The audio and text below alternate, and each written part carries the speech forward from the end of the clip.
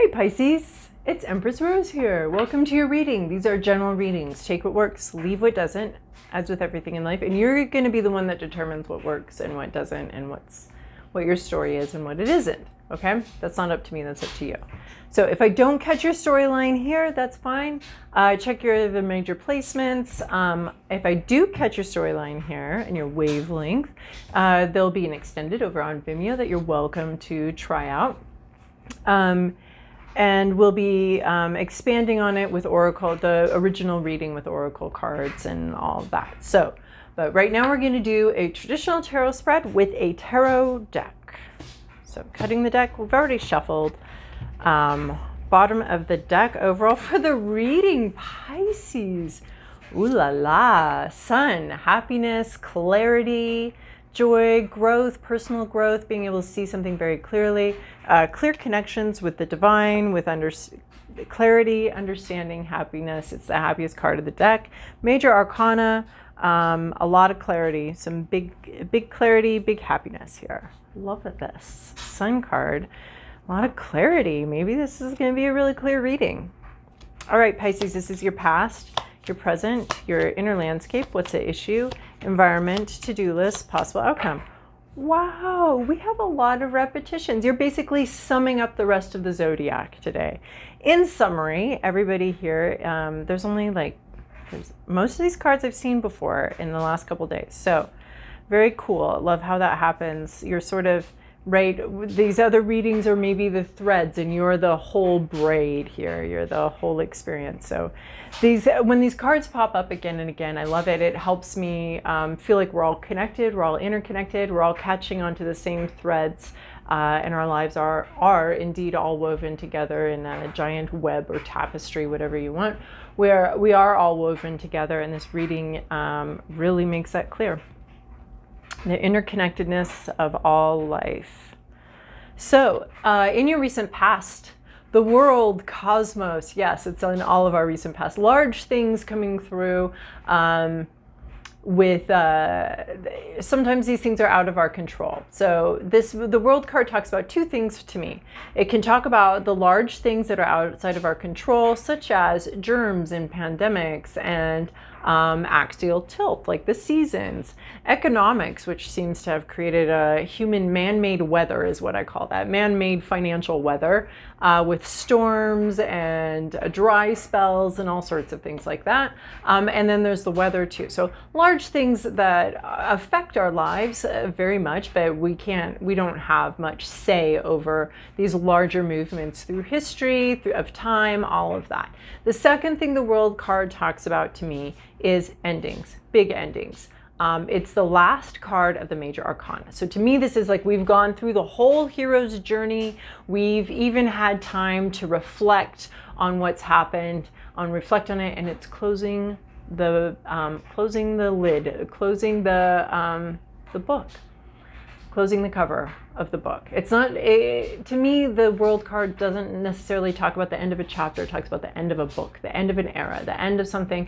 So something big has ended in your life here, and we're talking about it in this reading. So these first two cards here, I always like to think of the past and the present card. The first two cards of the actual reading always, to me, are sort of the proof, like, is this your reading or not? So these first two cards will have something to say here. So this is the end of a book. We close, and this is in your recent past. You've closed the chapter on a pretty big book on your life. It went on for a long time. Maybe, perhaps it was a long book, but it is a pretty big book, and you closed it. It's over. It's ended. You even did the review questions or the book club questions at the end. Read this puppy cover to cover, and now we're done. So current situation is also an ending, but it's more of a culmination.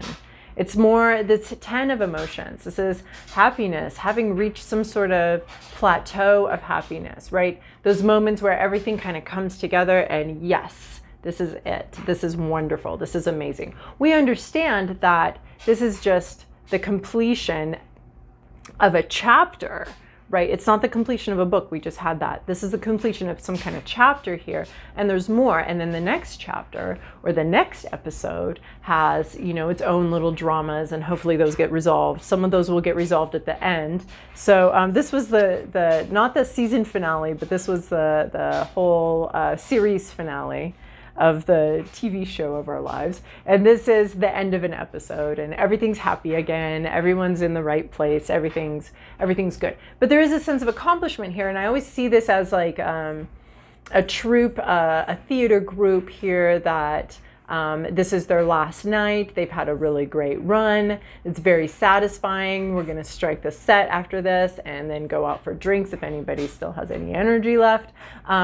It's a fun celebration. They're all upstage taking a bow, the most enthusiastic bow of the run. They've completed something successfully. So there's happiness, there's joy, there's fulfillment, emotionally fulfilling. But it connotates a smaller end as well. We've completed, but not an end, but a completion, coming to fullness here. This is happy. This is a lot of happiness here. And then with the Sun card, holy moly, the happiness. You ended something, you've completed something, a chapter of your life is ended, you've completed some sort of task, some sort of issue, and there's a lot of happiness. I mean, we have 2 cards of fulfilled happiness. That's beautiful. Okay. Yeah, this is our happy ending. Then we have the Judgment card, which doesn't show up here, which is a review of the whole journey we've been on. And then this is 19 and this is 21. So we have the happy ending here of something.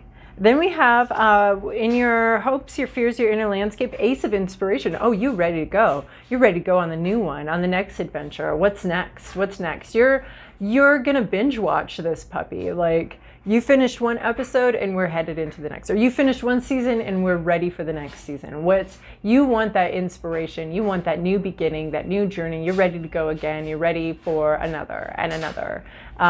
You're not going to stop reading at the end of this chapter. It ended on, and not necessarily a cliffhanger. Actually, this looks like it wrapped up very nicely, but so nicely that you're ready for that satisfaction again. You're ready for something to wrap up and be that satisfying again, and you're looking for your next inspiration. You're hoping that there's another episode, that there's another season, that there's another chapter here, and you're ready for it, and you're ready to binge this. This is so happy. You're ready for the next thing. Okay, that was fun. That was cool. When do we do it again?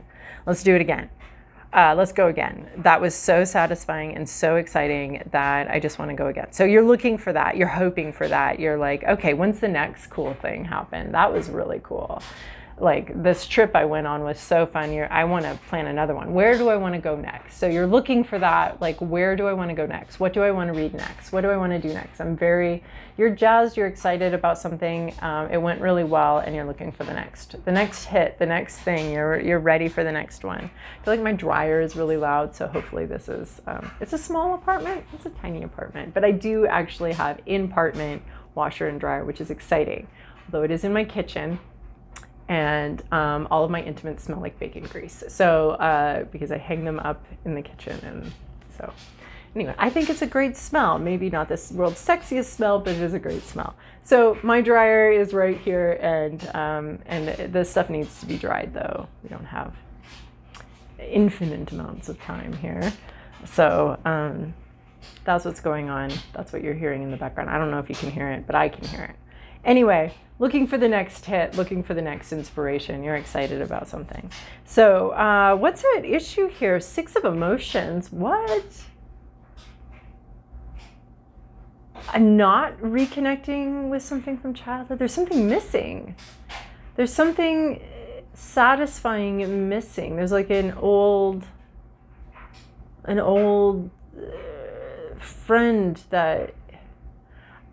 that you wish was here, that you wish was with you on this journey, that you wish was having these highs with you, and wish was here for the successes, but you haven't.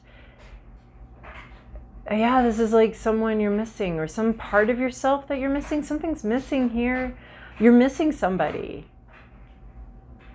So you have like a lot of happiness. You're really jazzed. You're succeeding. Boom, boom, boom. There's a lot of clarity, and you're missing out on something, or you're missing someone. You're wishing that there was somebody that you could share this with. But they're not here. And maybe it's like some part of yourself that you miss too, some more innocent part of yourself.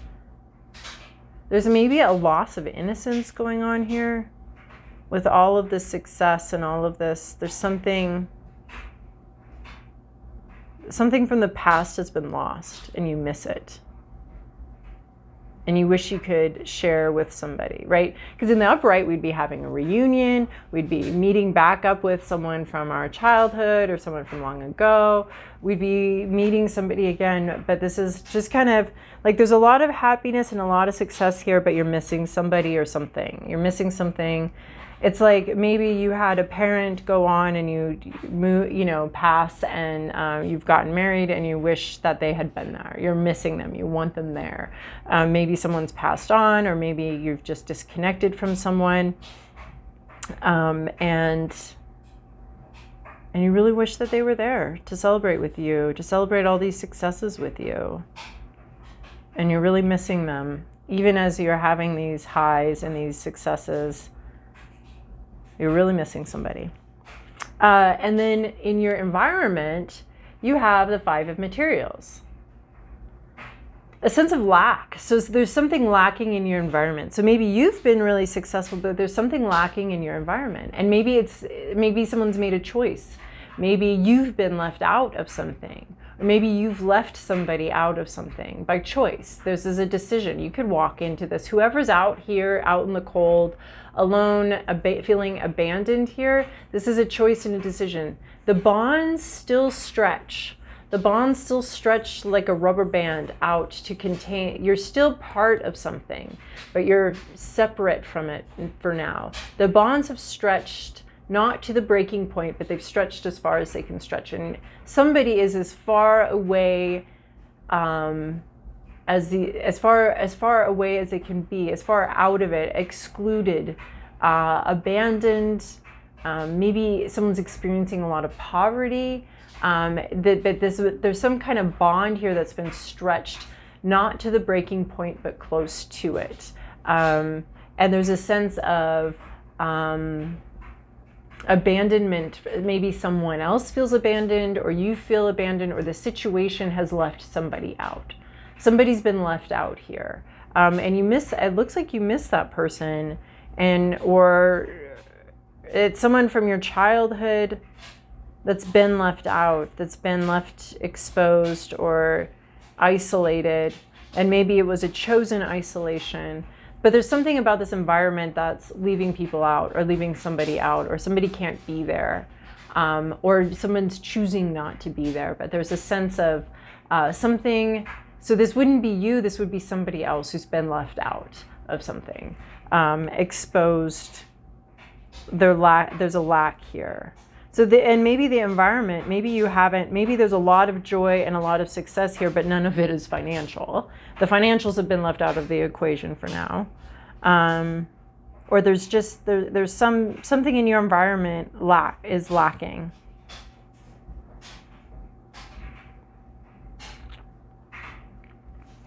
Your to-do list, 5 of emotions. Holy crap, Pisces, this reading's intense, kind of getting there. Like, we started out with this clarity in the sun, and this whole top row is awesome.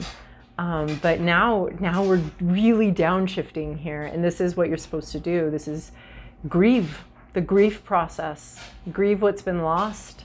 There's something melting here. There's some sort of maybe emotions that you've held, right? We stiffen up our muscles when we're trying to contain our emotions. We need to be able to flow and have those emotions flow like water through us. But we've stiffened our muscles, and there's something that's been stiffened here, right? And our muscles are little batteries, and they contain emotion and they contain energy, right? And so for our future use, right? But this also can be emotional. It can contain emotional energy. And oftentimes, if you haven't had a massage in a while, you might cry during a massage, or there will be some sort of emotional release as the muscles themselves release. So this is some sort of emotional release, going through a grief process. Something was meant to flow, was meant to, right? And we have you missing, we have you hitting all these successes, missing somebody, somebody's abandoned, somebody's missing, there's a lack here. And then you're meant to grieve that. Don't pretend that that's not there. Don't pretend you're not missing somebody or something. Don't pretend that, don't hold back those feelings and those emotions. Let yourself endure this grief process. It's hard, it's challenging.